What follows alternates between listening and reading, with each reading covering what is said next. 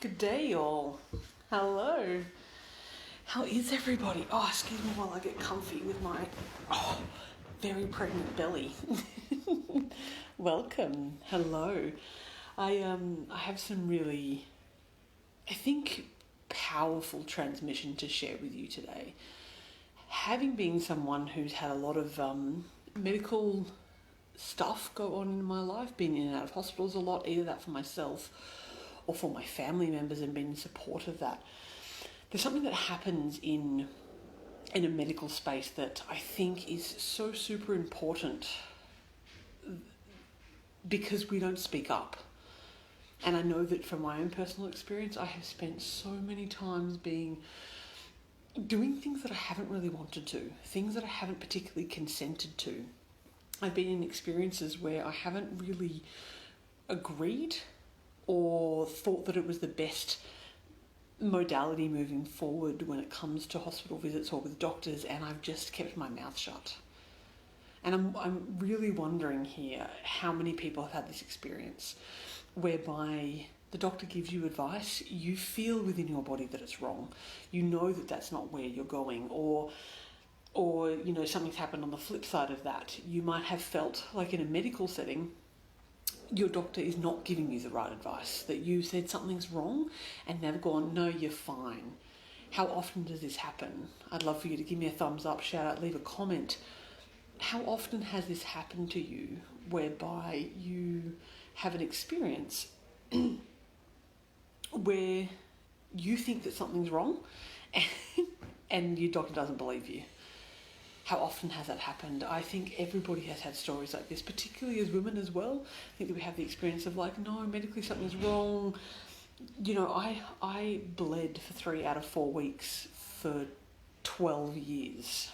And I would go to my doctors and I'm saying something's wrong. They're like, no, it's fine. It's a bit of a nuisance. They found out I had a fibroid. They said the fibroid wouldn't have anything to do with it. Eventually the fibroid got removed. Alas, the pain or the bleeding went away. And so this conversation is what I want to share with you about how important it is for us to have medical sovereignty. How important it is to be able to be in your voice and in your confidence when it comes to a medical context. Because when we've kind of been conditioned, again, particularly as women, we've been conditioned to just listen to the people, that we don't know best. And there's a massive caveat here. Medical intervention is important. I'm in hospital right now, literally, if you have a look. This is my room. I'm literally in hospital right now and I have been for 3 days. I'm well, everything's good, just a procedural thing that needed to happen. But there's been times throughout this process whereby the doctors have made suggestions that I disagree with. And in the past, I just went along with it. In the past, they're the ones in the lab coat, they've got more certainty, they're carrying the clipboard, so I've just listened to them. And even though within my body, even with my gut, even with my instinct, I know that it's not right or that I should be speaking up, I haven't in the past. And that's resulted in me not getting the treatment that I needed. Because I'm so afraid of annoying somebody else. I'm so afraid of being that patient. You know, in that space where you don't want to be the annoying patient. You just want the nurses to like you and think that you're good.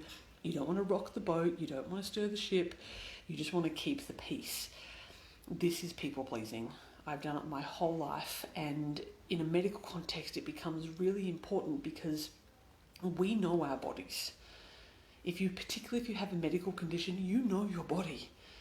You really do, and I want you to trust that. I want you to trust that you know what's happening for your body. If you feel like something's wrong, something's wrong.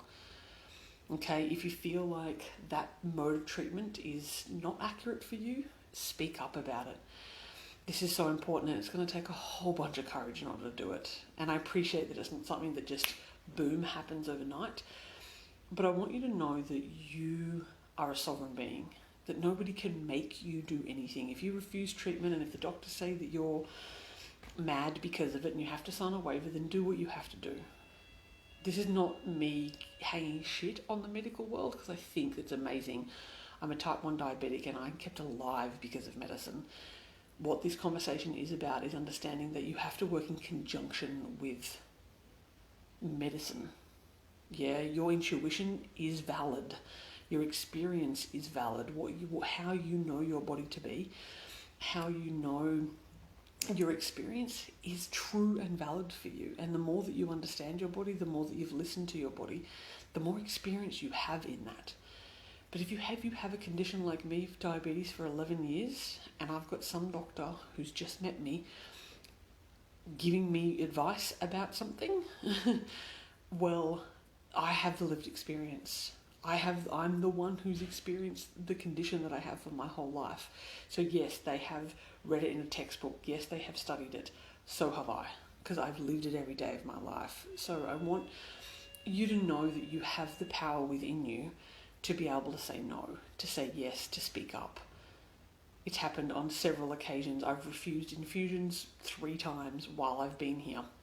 I've also accepted them when I've realised, when I've noticed that it's something that's important, when I've agreed and it's aligned. It's in my alignment. That's the thing that we have to go here. I'm working in conjunction with the doctors. They are not my rulers. And even recently in this pregnancy process that I've been in, I was seeing a doctor for my diabetes and I was unhappy with them for a good 5 months. And it wasn't working therapeutically. I was doing my head and pulling my hair out and I'm like, what am I doing? I don't have to continue working with that person. If your doctors aren't right for you, get another doctor. If the medical team isn't supporting you in the way in which they needed to, get another medical team. Find the people who are going to be in alignment with you. Listen to them.